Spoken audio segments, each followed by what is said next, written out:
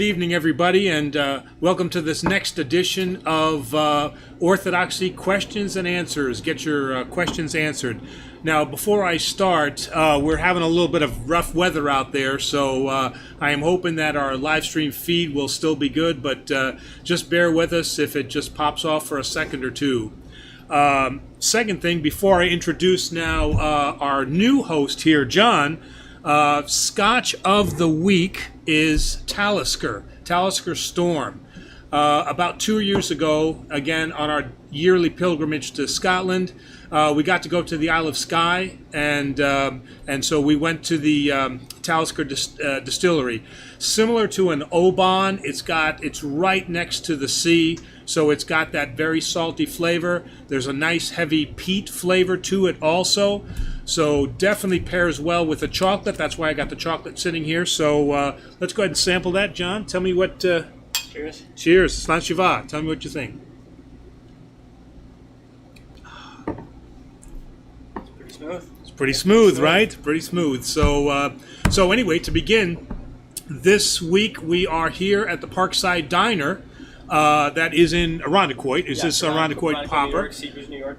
And John Pappas, son of Jim Pappas, who Jim and Greg own the restaurant here, but the marketing person for Parkside Diner is John. So tell us a little bit about, I know that there's a golf course, not a golf course, but a mini golf course here, but just tell us a little bit about the restaurant and the miniature golf. Yeah, I'd love to. Thank you for coming to Parkside and sharing this opportunity. So in 1990, my dad and my mother, with their wedding money, started Parkside Diner. And in 1992, my dad brought my uncle Greg on as partner. Oh, okay. So in 1992, those two, been going at it since then and built a successful business here in Irondequoit, New York. They put on 2 additions in this beautiful property here.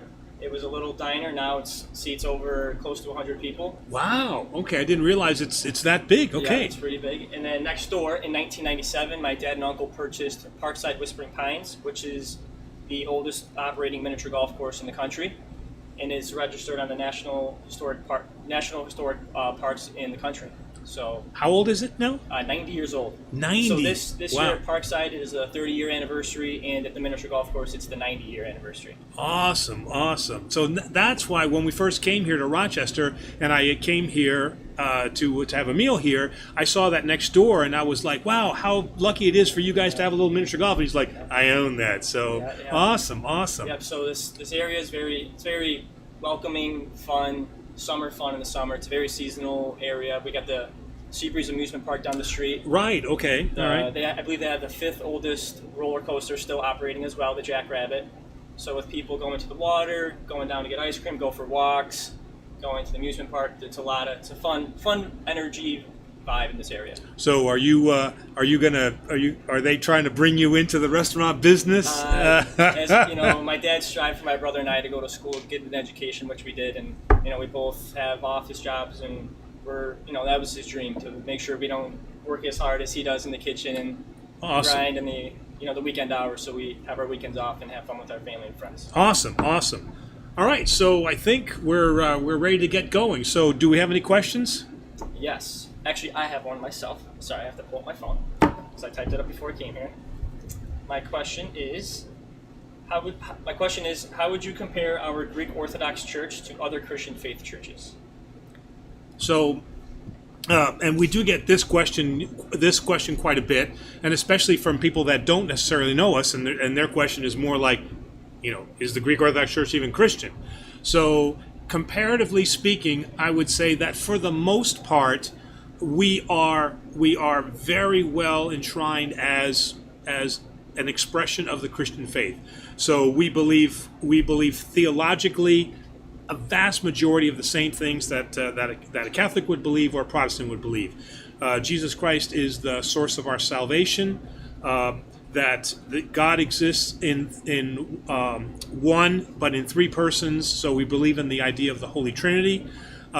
We certainly believe that he was born of the Virgin Mary. And in those essential ideas, and that love is the centerpiece of our Christian faith. In that sense, we are exactly the same as all of the other Christian expressions. I think where we become a little bit different is that we have remained as the unchanged church. And by that I mean that I've got to say that we have not really succumbed to a lot of the modernity that you see in some other Christian expressions. So there is a formality to the faith. There is an ancient feel to the faith. And the liturgy, or what most people might know as the Mass, is from then the 4th century. So St. John Chrysostom, who modeled it after St. Basil, that same liturgy that was practiced in Hagia Sophia, which has become a big thing now, that's the same liturgy that's practiced today. So it is a highly spiritual church, but not in that idea of spirituality like we have today, that it's kind of undefined and kind of a little shaky. So in that sense, I think that's where the real difference is, in just that very formal expression of the Christian faith. Okay, very interesting. We have a question here from NG1A. Hi, Father Angelo. This is Dr. Nick Giarnis. Can you comment on the role of Hagia Sophia in Orthodoxy, especially with respect to some of the current issues in Constantinople? Constantinople, right? Yeah, Constantinople. Well, hi, Nick. So Nick's a good friend of mine. Nick and I have known one another since before I was a priest. So I knew that. So I know this Nick. So that's a really good question. And as just to maybe catch everybody up, Hagia Sophia was the keystone church of the Christian faith. So Hagia Sophia existed under the reign of Emperor Justinian, and so this beautiful 4th century church, and it remained as such. After the Ottomans then took down the Byzantine Empire, it became a mosque. So this is nothing new. It was a mosque. Okay, when Ataturk came into power in Turkey in the 20s, his idea was that Turkey should be a secular country and should join then all of the other countries. So he wanted to kind of pull it out. So at that time, he made Hagia Sophia a museum, meaning that it was off limits now to the Muslim faith and it was off limits to the Christian faith. So nobody could hold services there. And so we remained in that stalemate up until this present time. Now, through the edict of President Erdogan of Turkey, he has, as of July 24th, is returning it now to what it was under the Ottoman Empire, which was a mosque. So now, getting to Nick's question about what do we feel about that, it's, as everything in Orthodoxy, it's very conflicted. Okay, on one hand, this is a jewel of Christian faith, not just of Orthodox faith, but of Christian faith. So it's a symbol to us of our ancestral heritage. So it is a terrible thing to be able to lose that heritage. All right, and properly there should be then an outcry that it should remain at least as a museum, so that it honors both traditions. Okay, there is another side now that is also saying that if everything is in God's hands, then God has a reason and a purpose for what is happening today, that he would never abandon his church. So there is some today that are saying, you know what? It is being used for the worship of God. Maybe not in the same sense that we as Christians would worship, but it is being used for the worship of God. It's not a parking lot. It's not a porn studio. It's being used then for worship. Now, you're going to have people on both sides who are going to say, absolutely return it to what it was, a Christian church. Another group that will say, just leave it alone and let the stalemate stay. And then another group that says, this is now what God has decided to do. I guess for myself, this is where I have to fall as a God-fearing Christian. I believe that God has a hand in this, and if this is what now temporarily needs to happen, then it is what it is, and then we will then, as Christians, have to fight to regain our Hagia Sophia back. Next question here from Nikola Damjanovic. Hello from Serbia. Wow. I also have a question about Hagia Sophia. I wondered why Greece never built the exact same replica of the church over the course of many years. Were there any plans to do so? And that's a very interesting question. The reason I believe that we never really looked at building another church is that we never wanted to give the idea that we have given up on Hagia Sophia.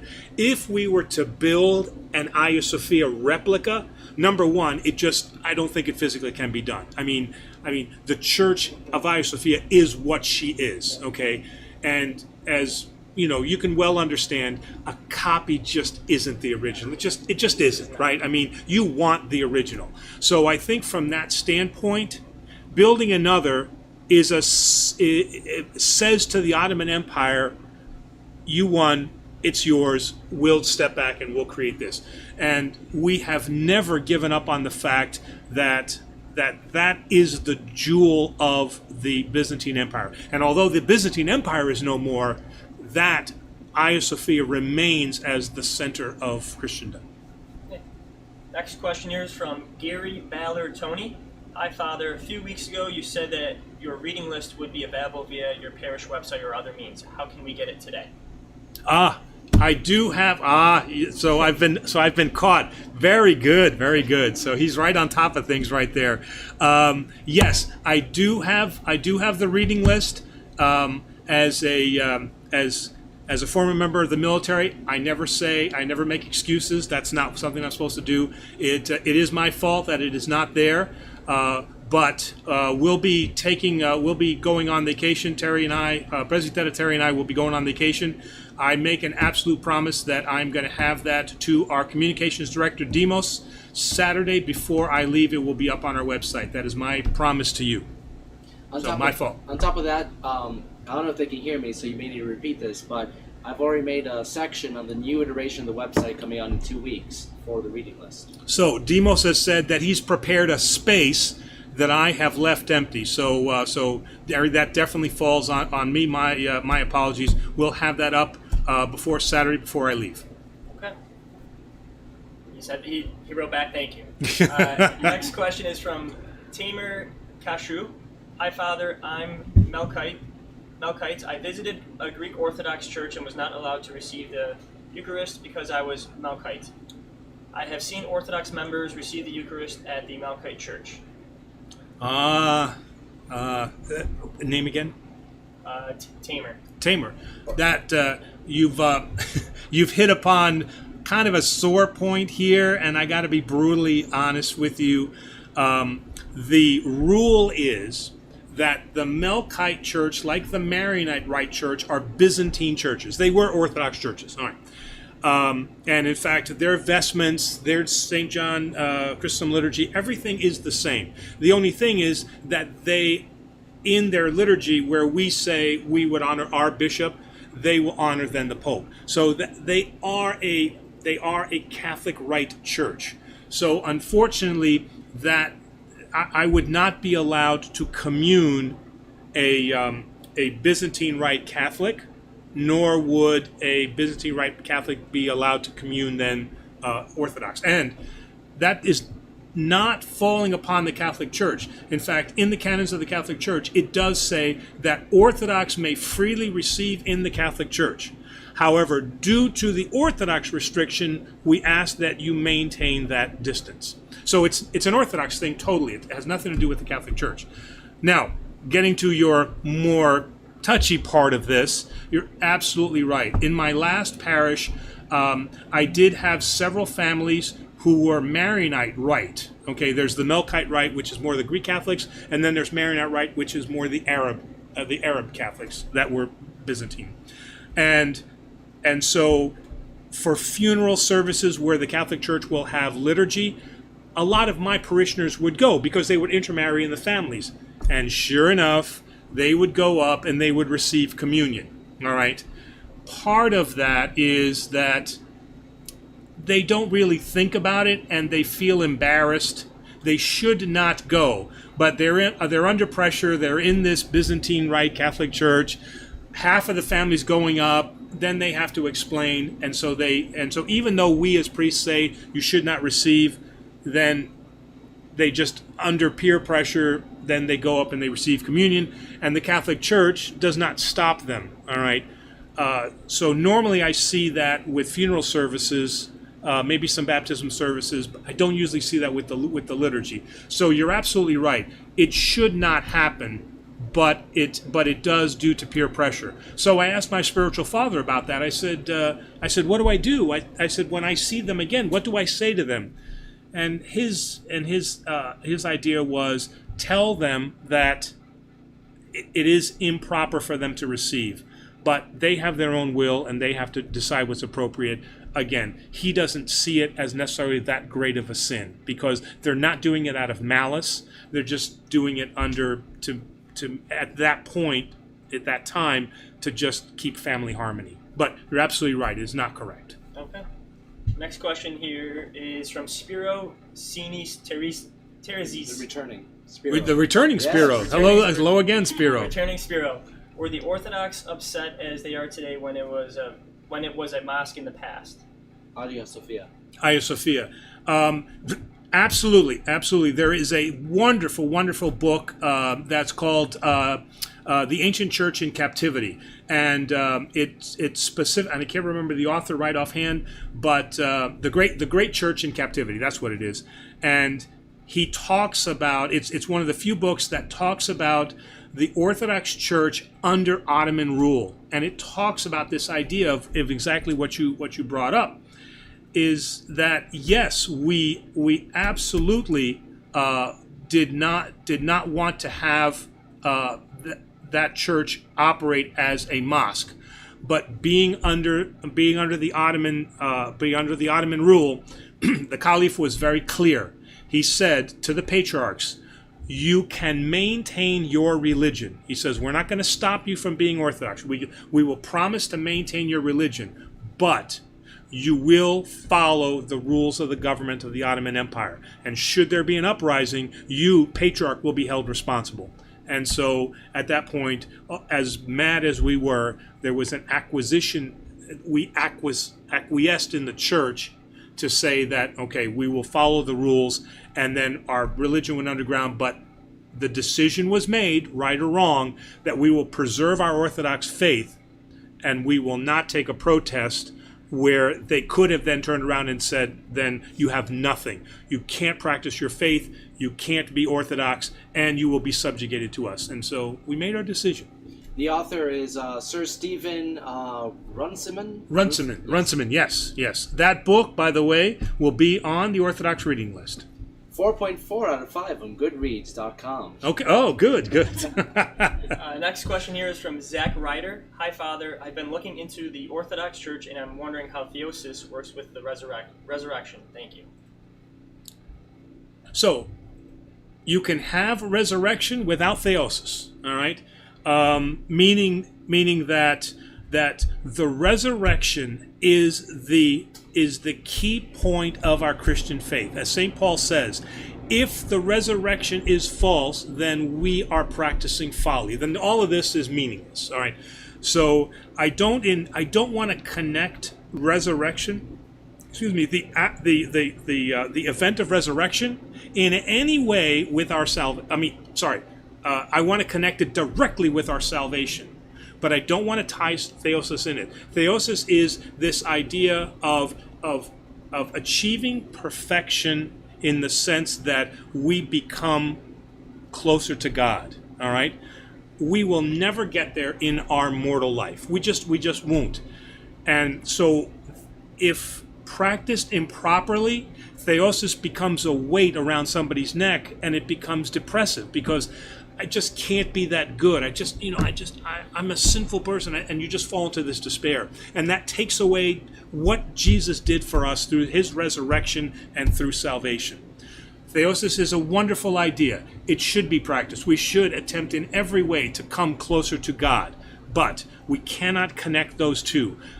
Jesus Christ, through his resurrection, guaranteed our salvation as long as we abide in him. That's what he asked us. He didn't ask us to practice theosis. That is an Orthodox ideal, and it is an important ideal, and it brings us closer to God, but it does not connect us to our salvation. It helps, but it does not connect us. Next question is from KRD1129. Hello, God bless you all. I have a Muslim friend, so we sometimes talk about our religions. My question is, what is the best way to explain the Trinity to him? Wow. What is the... Oh, these Trinity questions are really tough, because that's mind of God stuff, and, do we know the mind of God? That is actually another book that is going to be on the reading list, because one of our great saints. I know that Terry is gonna check me on this. I thought that it was Saint Isaac the Syrian, I believe, who had this exact discussion with some Muslim imams. And this is, again, we're talking about like 5th, 6th century, and had this exact same discussion about how do you explain. And they went into great theological detail, but neither one of them were able to convince one another that they were right. Okay, so at the end of the day, I think that this is a very, very difficult discussion. However, the answer that I would give, which is the best answer, is that and again, Orthodox theology, and is that God is love. Love is expressed between individuals. If God is one, then that becomes narcissistic love. Because if you love yourself, right, that becomes narcissistic. Okay, so we believe that God in three persons can express that love across those three persons. There is a direction of that love, and that love is always from the Son to the Father to the Spirit to the Son. And so there is this, and in fact, it is so unexplainable that the fathers of the church invented a word that speaks about the relationship between the three persons of the Holy Spirit. The word they invented is perichoresis. Okay, perichoresis. Peri means to go around, and chorevo is to dance. So literally, the word that they invented to describe the Holy Trinity is that these are three persons who dance in joyful love around one another. This is the word that is used to describe the action of the Holy Trinity. So that is the best answer that I could give, that may not be accepted by, let's say, your Muslim friend, but at least it would help in the explanation of this is how we see that love has a direction, and that direction is outward. Certainly it's to us, God loves us all, but the definition of love, with God being love, is that he has a direction for his love, and then we imitate that love in ourselves. Towards others. Next question here is from Andrew Whitaker. I have a question as a catechumen. How long should one be a catechumen? Catechumen, sorry. I have a question as a catechumen. How long should one be a catechumen? Is there a recommended course of time? Either way, I'm happy to learn more about Orthodoxy day by day. This is the easiest question I've had all night. This is the easiest question. You will be a catechumen for the rest of your life, period. You will be a catechumen. I exist as a catechumen. Why? Because the minute that I say that I know everything about the Christian faith, then you should strip this collar off of me. Because there is no end to learning about God. So anybody that tells you that there is a time frame for being a catechumen doesn't know what they're talking about the Christian faith. All right. Now, let's put that in perspective. All right. Typically speaking. What is a catechumen? Oh, okay. Very good, Demos. So, what is a catechumen? So, a catechesis is to learn. So, a person who is learning is the catechumen. So, this would be the person that is in the process of learning the faith, at some point, then he will be brought into the faith and entered in as an Orthodox Christian or Catholic. Or now, again, not present in the Protestant Church so much, but catechumens exist in the Catholic Church and in the Orthodox Church, and it's that period of time where they go through a period of study. All right, and then they'll either be baptized or they'll be chrismated. Same for both churches. What is the length of time for that? It really is dependent upon the person. I am very adverse to giving that a time because I have many times a wedding that's going to be performed, and it is an Orthodox person and a non-Orthodox person. And the parents of the Orthodox person will come to me 99% of the time and say, "Make John Orthodox." Like there's some kind of special formula that drink this and you'll become Orthodox. It's nothing is worse than hearing "make him Orthodox." Okay, even Terry, President Terry, heard that. All right. So my answer to that is I can't make anybody Orthodox, but I will work with them so that they can come to understand and appreciate the faith and make a decision for themselves. Let's get you married first, and then we can talk about being a catechumen later, all right? The way that I do it, and again, every priest kind of has their own thing about the way that they do it, but the way that I do it is up on the website. I have an 8-part catechumen program. And so basically they take a look at the material and then we talk about it, okay? And then that takes about 8 to 10 weeks. After that, I let them alone and I say, now you need to attend church for 1 year and go through our entire liturgical cycle. I want you to go through the Dormition. I want you to go through Christmas. I want you to go through Holy Week. I want you to go through the Resurrection. I want you to see all of these things and see what the church is like now that you know about us. But we are not just a knowledge-based church. We are based in the heart and based in the mind. So if I just teach you about the faith and then you never attend, then you're not Orthodox. Okay, it's not right. But experientially, if you take that 1 year to experience us, and then you have the catechism, if I want to call it that, and then after that I will come back to you and I will say, how do you feel about our church? What did you learn? What do you feel? And then based on those reactions, then we'll set up either a chrismation date or a baptismal date. But I will tell them that you will never stop learning. I just posted the link to that series. Oh, good. Okay. All right. So I hope that helps a little bit of a roundabout way to explain it. But I really had to stress this idea that a catechumen is always learning. As I and you and Demos and President Terry knows almost everything. All right. But I don't have a collar you can strip from me. Oh yeah, that's. I know everything. It's coming though because we found a Saint Demos, so we're working on it. No, I don't want to be a martyr. I know what happened to Saint Demosthenes. Next question is from Old Gringo.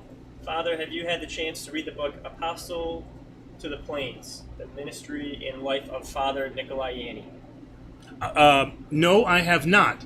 But apparently I need to put it on my reading list and then get back to you about that. Is there something in specific that he wanted to bring up about that book, or just specific? Just if you read it. All right, Nick, I'm putting it on the reading list. I'm putting it on my reading list, and then I want to take a look at that. I've got a whole week off here, so I've got a little bit of spare reading time. Nice. Gary Ballard Tony. Hello, Father, again. My wife and I have been Orthodox Christians for a year. Tomorrow is my wife's name day. What are ways to celebrate it? We plan to attend the Divine Liturgy.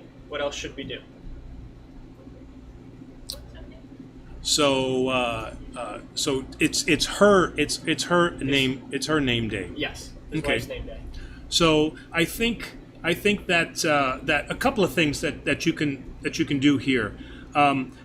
Every day should be started with reading something from the Bible.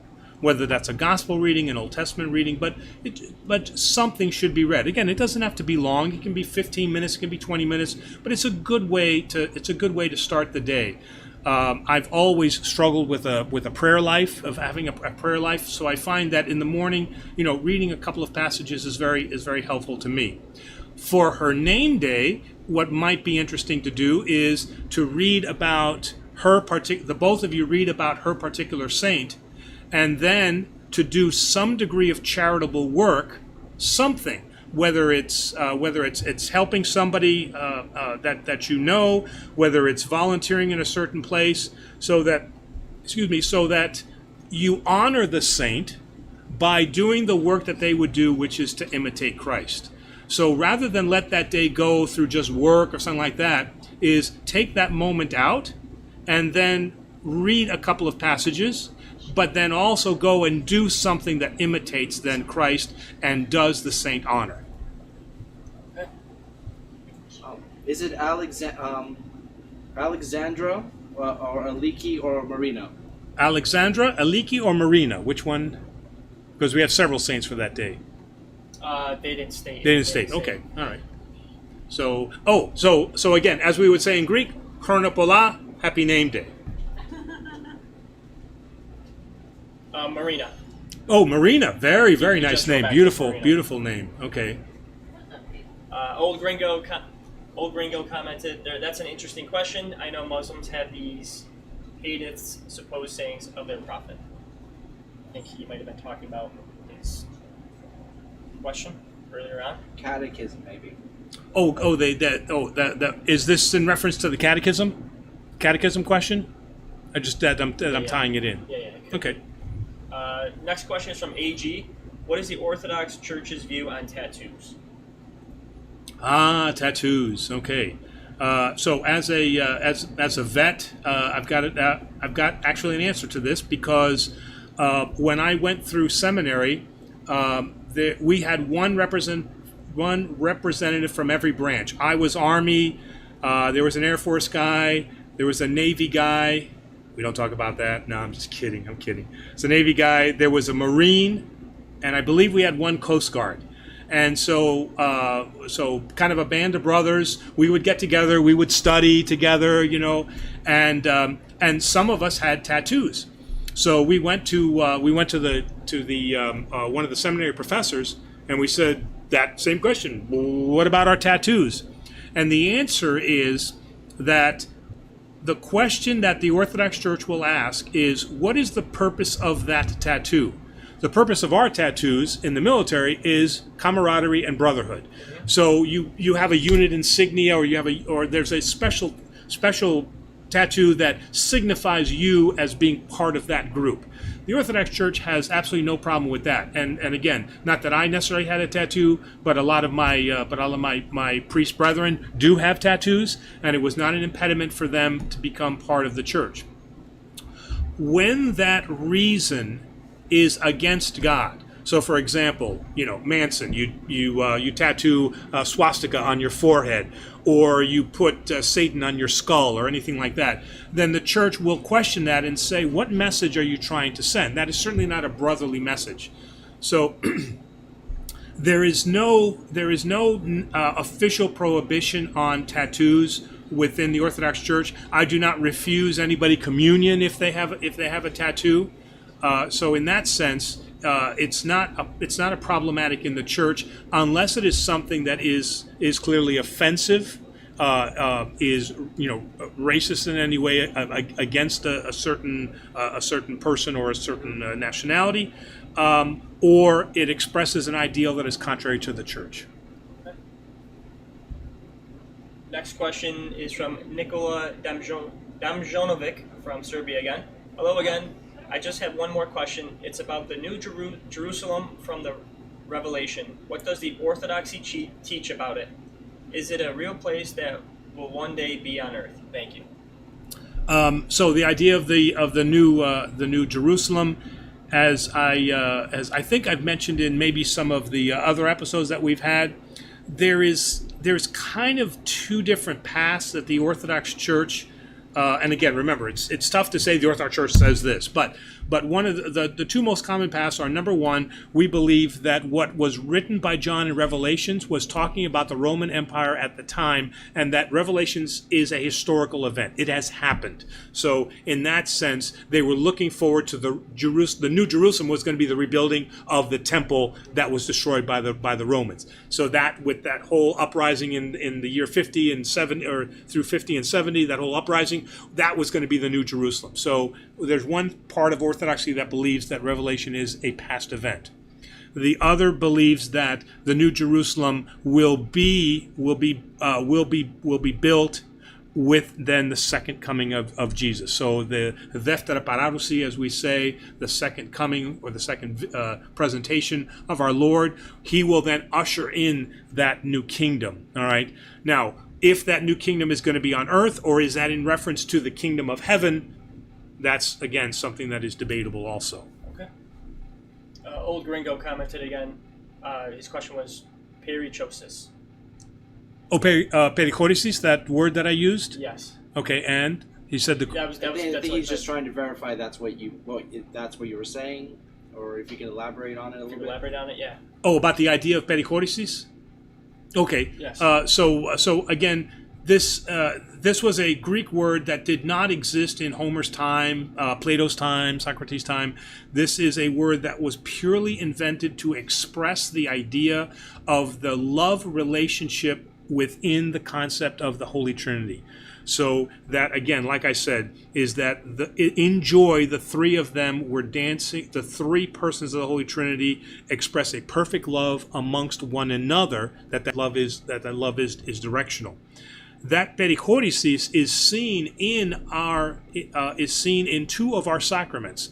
The one sacrament is baptism, where we go around the font, right, that we're singing, okay? And then the second one is actually during the wedding service, where you actually see, "Oh, Isaiah danced for joy," and we take the couple, the priest takes the couple, and then goes around the church. So in both of those, you see this idea of dancing in joy for the love that has been created now. One is the love of the couple, clearly, and the other one is the love of the new baby that is now being brought into this Christian family. Okay. Andrew Whitaker. Yeah, Andrew. This is from Andrew Whitaker. Father, have you always been Orthodox, or did you convert at some point in your life? Also, who is a saint you look up to? Saint Demosthenes. Saint Demosthenes, yes. So I am what they call cradle Orthodox. So both of my parents were Greek. So there was really no choice. I mean, I was going to be baptized in the Greek Orthodox Church. I was going to a Greek Orthodox Church. I was told growing up, don't go to another church, okay?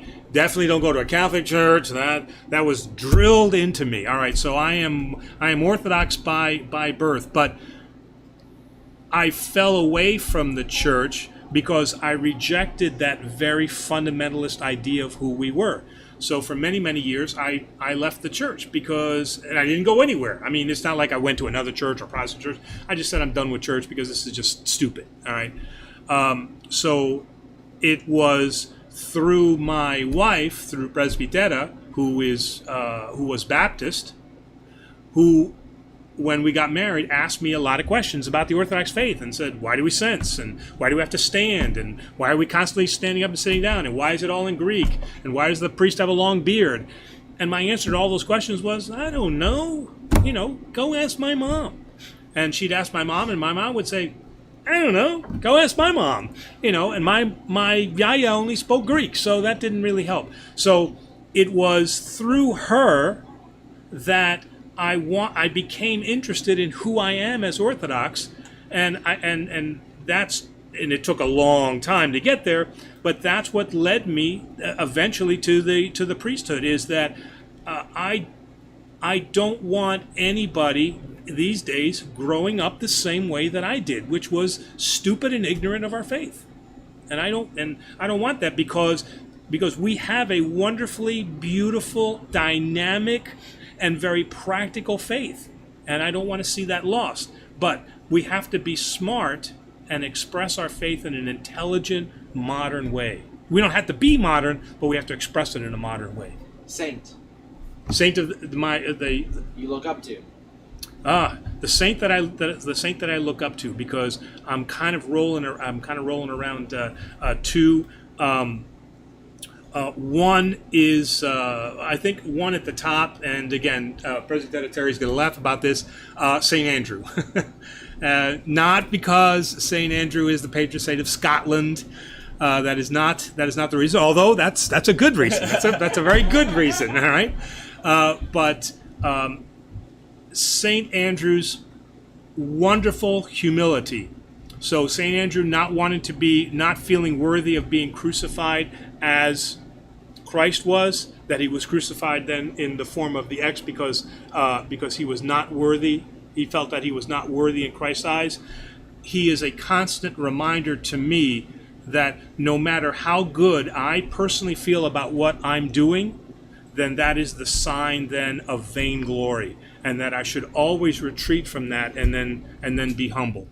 And so in that sense, St. Andrew is a constant reminder to me that humility and obedience are the hallmarks of who we are as Orthodox, and certainly should be the hallmark of who we are as priests. Interesting. Spiro wrote again. I believe I read in the Bible. I believe I read in the Bible that tattoos are a sin. Is that accurate? And clearly, you read that in the Old Testament, that the body should not be marked. Again, in the Old Testament, a lot of things were said for specific reasons, as there were meanings for deceptions, and people. One person was deceiving another person, or was doing it for ill gains, or in contrary to what the law is. As St. Paul says, now we do not live under the law. We have been freed from the law, but that calls us then to a higher calling. The Orthodox Church has as many people don't necessarily know, the Orthodox Church is one of the more progressive churches, the more progressive expressions of Christianity. We understand that change within the church needs to happen to reflect the society that we live in. But we also know that there's a limit to that. Just as having kids, you don't have kids yet, no. All right, but when you do, all right, you have to treat them in the age that they live, but at the same time they still need discipline. All right, and so the Orthodox Church respects both of those. All right, we now live in an age where a tattoo is now part of life. All right, so that's why I said the priest, and I've had many young people that have come to me and says, "Hey, Father, can I get a tattoo?" And I always say, ask your parents. All right, if they're not older than 18, but why are you getting it? And once I understand the reason, okay, the church can work with that. But for us to be unyielding in the face of changing society is an untenable position. Then we will become a museum. Now, like I said, it's the priest's job to make that distinction. How far can I go, and where should I stop? Because we have to preserve what is right and proper in the church, but at the same time, we have to understand that we live in an ever-changing world. So that's why I don't like the phrase that the Orthodox Church unchanging since the time of Christ. That is not true in any way. We have made many changes, but we make those changes slowly, and we don't disregard then what our history is. Okay, very interesting. Old Gringo commented, I've been going to a Greek Orthodox church for over a month. The priest told me that I'm beyond most catechumens because of my knowledge of the phronema. I don't know. He said, let's revisit this. Any comment or any? Yeah, I think he was just sharing his thoughts on catechumen talk. And this is you are a great example of this new generation of Orthodox. Okay, again, going back to my own personal history, all we cared about was that we were Orthodox and we were going to church. We didn't want to know about our faith. We didn't want to read anything, I'm a 22-year-old guy. I don't read books, right? I look at pictures. That's all that I do, all right? What kind of books are you reading? Well, okay. New York Times, right? Forbes. That's what I was doing at 22. I was reading Forbes. All right. So we, and nobody took the time. My dad didn't say, you should study the faith more and you should see what the gems of Orthodox. Nobody was telling me that. So we just languished in our ignorance. What you're doing is exactly who this new breed of Orthodox is. You're learning about the faith. You're understanding what that beauty is, and through you in a plural sense, you will be the salvation of people like us who didn't know about our faith. Presbytery opened up for me the beauty of Orthodoxy, and now I'm grateful that I can do something like this where I can answer questions, in a hopefully intelligent manner. Okay. So you're the person that's going to help save our church. Just don't stop learning.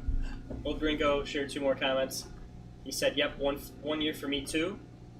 I believe that was back on To the other guy about catechism. Okay. Catechism. Yeah. Right. And then he also said, "Eventually, I'll be chrismstead. ... I'm not concerned over time, except I could use some absolution. ... Pronto." We can all use absolution. In fact, confession, I think, is a very misunderstood Orthodox ideal in terms of what confession is for the Orthodox. Most people are very, very confused about what Orthodox confession is. The only confession they really know about is Catholic confession, and in many cases that has been somewhat detrimental when we encounter that. So I think one of the sessions that I think Demos we're gonna set up is just having that conversation about what Orthodox confession means. So I think that'd be a great topic. Interesting. So we all need absolution. AG wrote another question. Father, can you talk a little bit about toll houses? I know it's not canon, but there are people who believe in it. So again, not the Keebler elves, not the toll house, but TOLL, toll houses. And this was something that was presented forward by Father Seraphim Rose, and it's this idea that when we die, we will be there will be 2 forces fighting our ascent. One will be the demons who are dragging us down and talking about all of the evil and bad things that we've done in our life. And then our guardian angel who is with us that talks about all of the good things that we've been doing. And that these 2 forces are battling now for our soul, okay? The issue that I have with that, and you pass through these stages of toll houses as you ascend into heaven. The problem that I have with that is the same problem that most Protestants will have, is that it smacks too much of being justified through works. That's the issue that I have with this, is that it's a scale. So as long as I've done more good deeds than bad deeds, then I'm okay. Well, but it's also, as you pass these toll houses, isn't it, that the demons are they are arguing for reasons why you should not be entering the kingdom of heaven, and it's the guardian angels that are defending you. That's what That's why. Can you repeat that? Okay. So again, what Presbyterio was saying was echoing what I was saying, is that there's this battle as you're ascending after death between the guardian angels talking about the good things that you've done and arguing for your soul on that sense, and then the demons who are trying to drag you back down into hell, saying here is the bad things that he's done, so he's not worthy of it. But again, it is this very Western idea of a battle for good and evil, okay? And this is not who God is, right?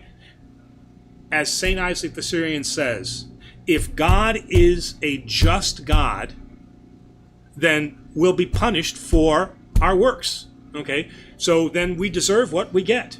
But St. Isaac the Syrian says, do not call God just, because he is a God of infinite mercy. If he was just, then we'd be lost. This is be all over. But that's not who we are as Christians. Who we are as Christians is that through Jesus Christ, God becoming man and dying and resurrecting for our salvation, we are then given the grace of salvation, and through that love. So the reason that we reject the tall house idea is because, again, it talks about this idea of works and that I have to justify myself, and we have no justification before God. And so God is, as St. Isaac says, is not a just God. If he was, the whole thing would be lost. See. Chris, go to Chris. Chris, this is questions from Chris Salda.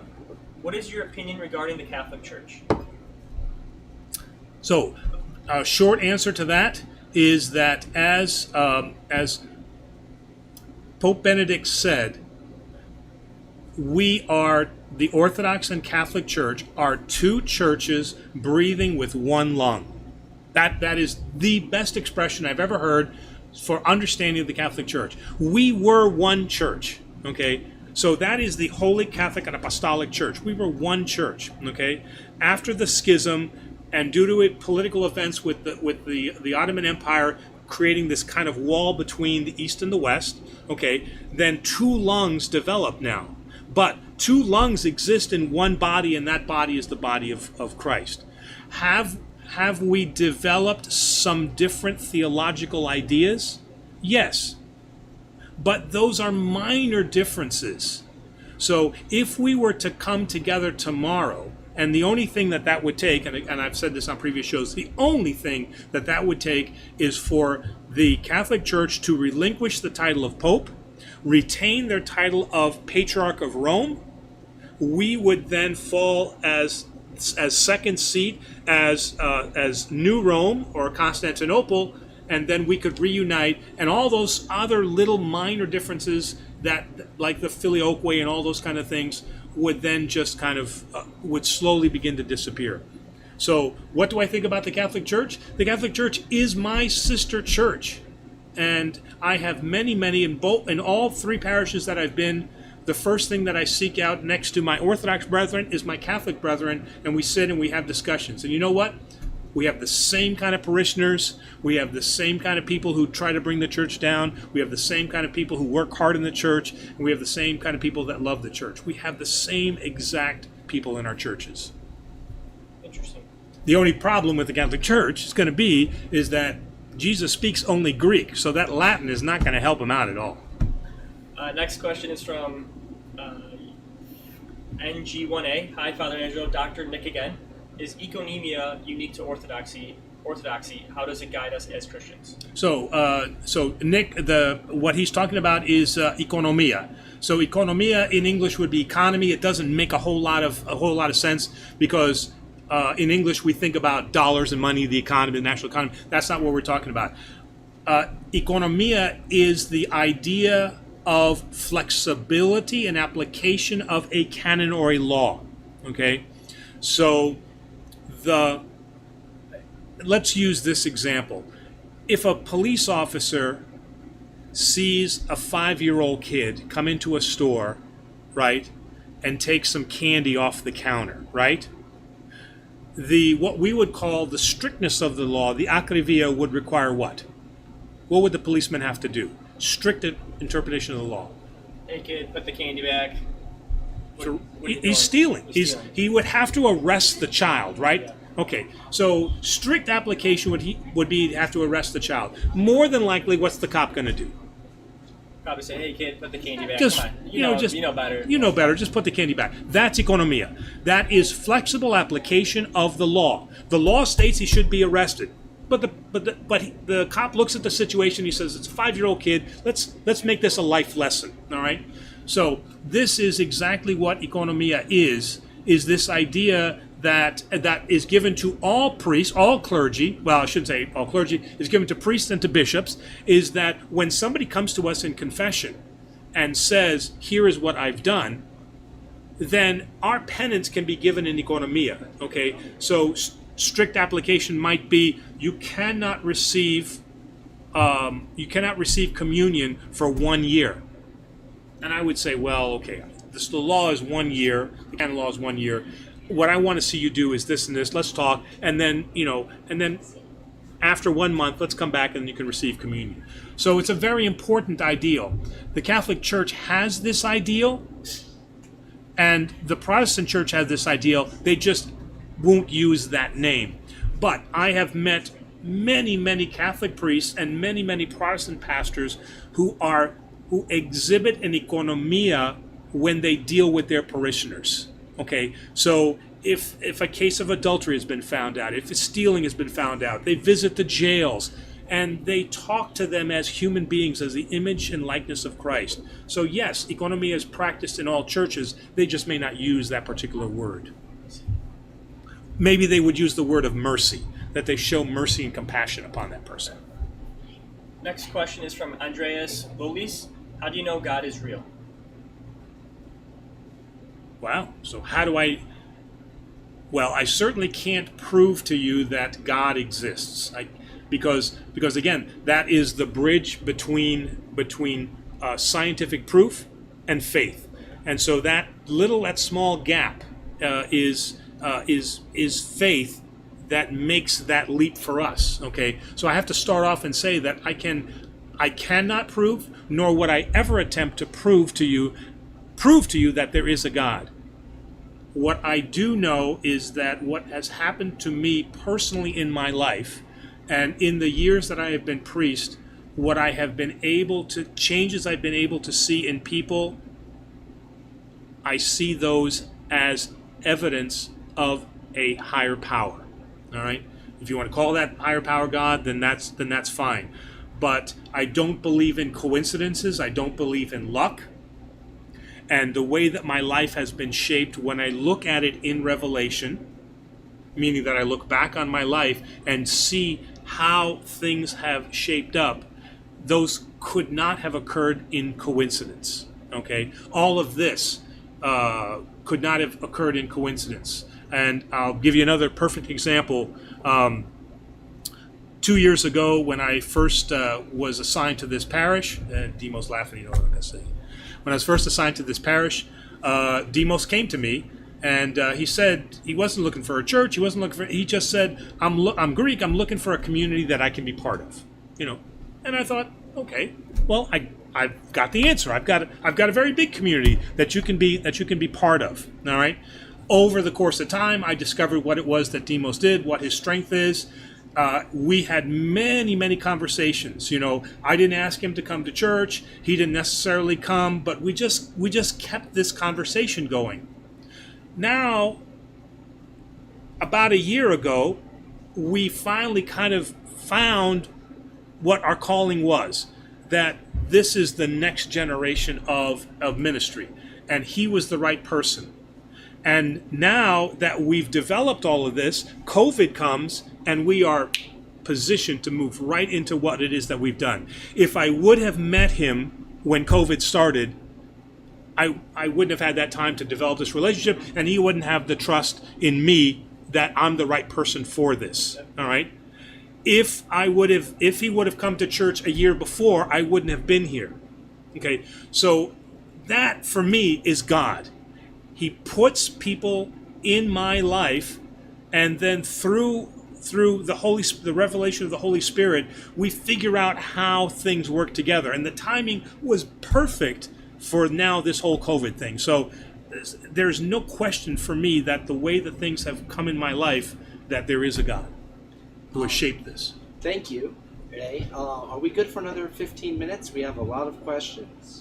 Yeah, I'm fine. Okay. Also, we got greetings. The message disappeared, but we got greetings from Cameroon, Africa. Cameroon, Yes. Africa. All It was right. Raymond Ire. He said, hello, greetings from Cameroon, Africa. Wow. Yeah. So keep going. Yeah. Right. Go to Carol. Next question is from my Aunt Carol Tegas. Oh, wow. All right.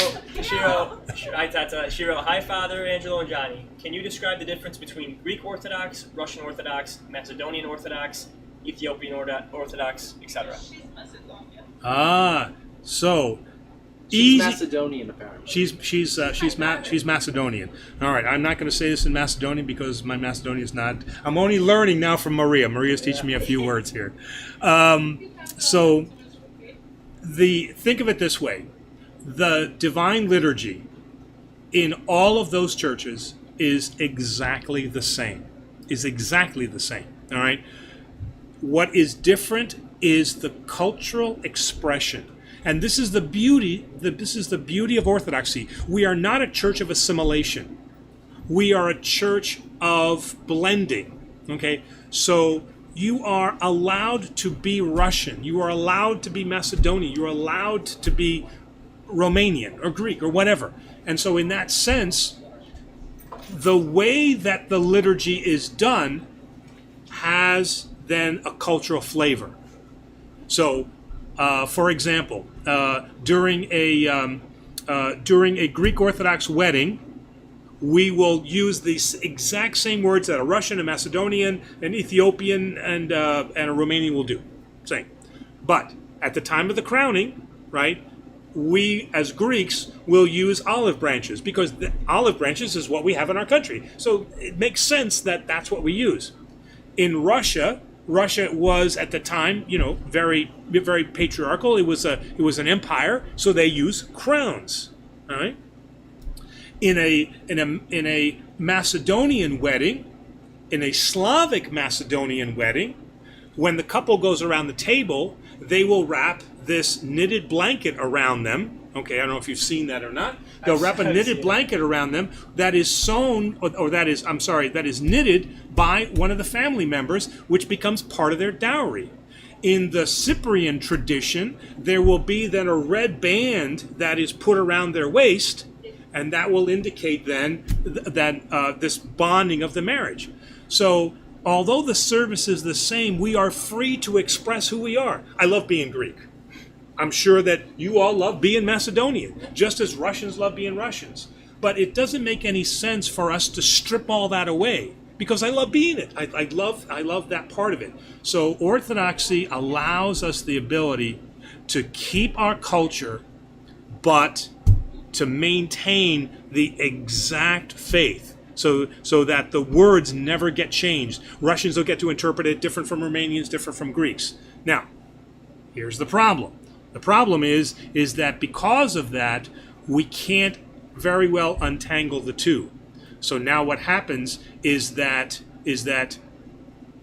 I forget where Greek ends and Orthodox begins. And you forget where Macedonian begins and Greek Orthodox or Orthodoxy ends.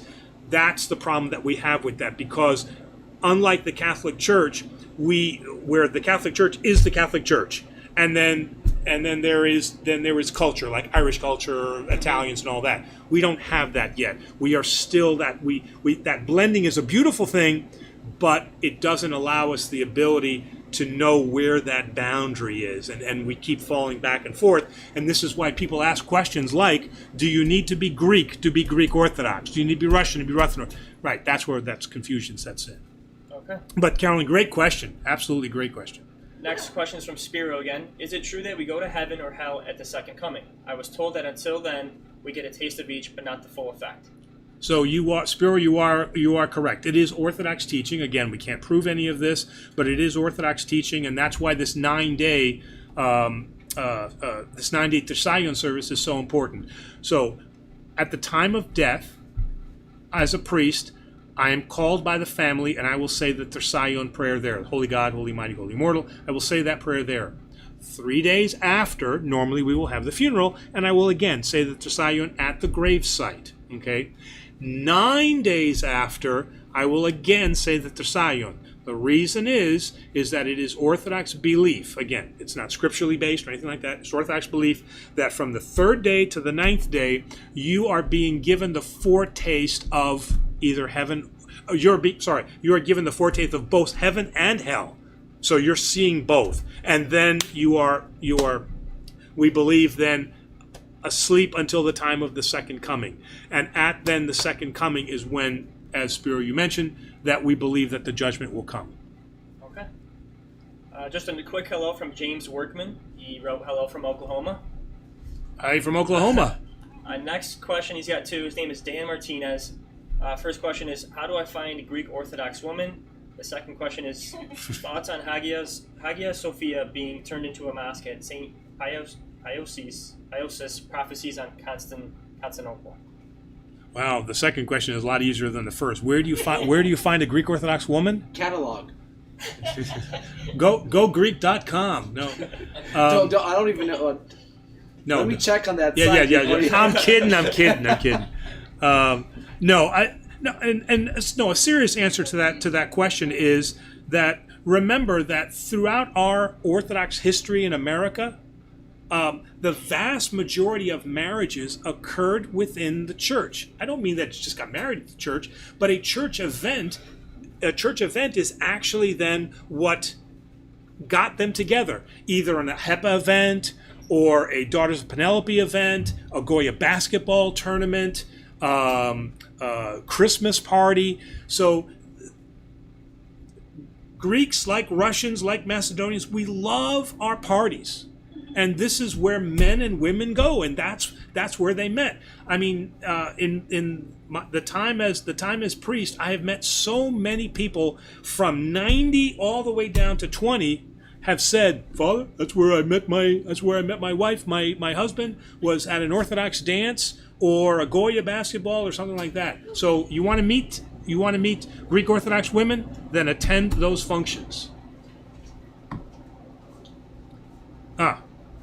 So the best 8 Greek dating sites and apps for meeting eligible singles. Oh, I'm not bringing all of these on. Holy smokes, who knows?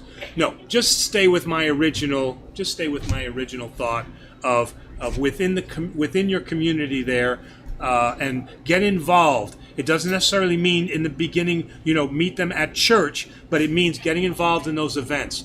Volunteer for something, participate, get on a committee or something like that. That's a great place to meet them. All right, second part of that question is about the Hagia Sophia. Read that to me again. Yes, thoughts on Hagia Sophia being turned into a mosque at St. Iosis prophecies on Constantinople. So, and again, I'll say again what I said at the beginning. This is not the first time that Hagia Sophia was a mosque. It was a mosque for many years after the fall of the Byzantine Empire. It was turned into a mosque.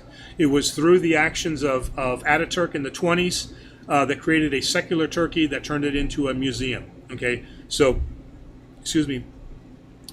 all we're seeing is a return to what it was during the Ottoman Empire. All right, if we feel that it is that important of a symbol to us and that it should be retained, okay, then we will have to stand, or we'll have to take a stand, and we will have to gather together, as Christians, and say this is what we want. We want a return of Hagia Sophia to us as the jewel of Christianity. Now, it is a sad statement of affairs to see that there are Protestant and non-denominational groups that are gathering in unison to say to Erdogan that we don't want this. Okay, so if you want something back, then you better fight for it. Okay, you can't get something back by just writing letters and crying and saying, it's a bad thing that we've lost it. We're going to have to take a harder stand if this is something that we truly want back. When you say fight, you don't mean violence. I don't mean violence. No. But remember, throughout the Old Testament, okay, and through the New Testament, God is not a God of a place, right?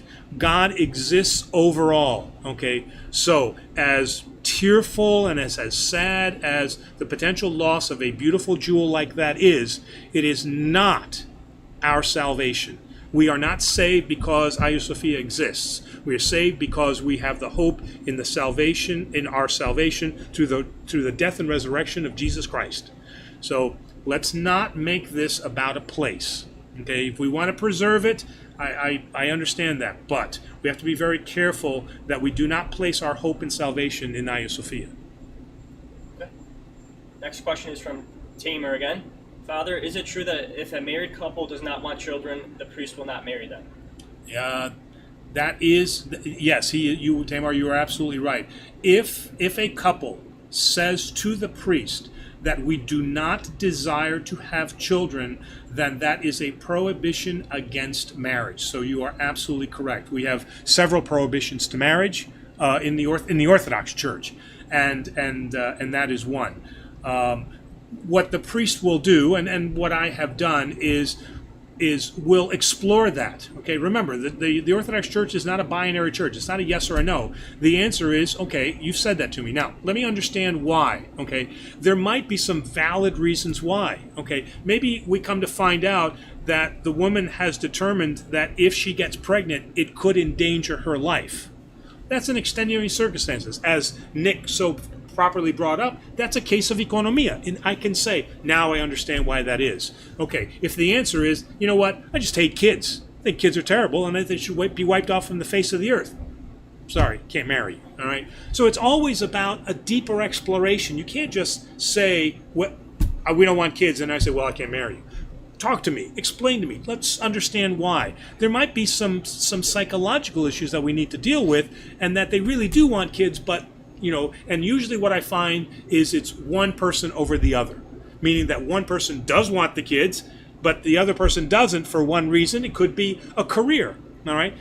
The answer is, you know what, right now we're not financially set. I've got a job that I travel all over the world. So what we're thinking about is that for the first 5 years, we're not planning on having kids until we can get settled. Let's get married, okay? So what is the reason? But you are right. That is a prohibition. Okay. Also, older couples, I assume.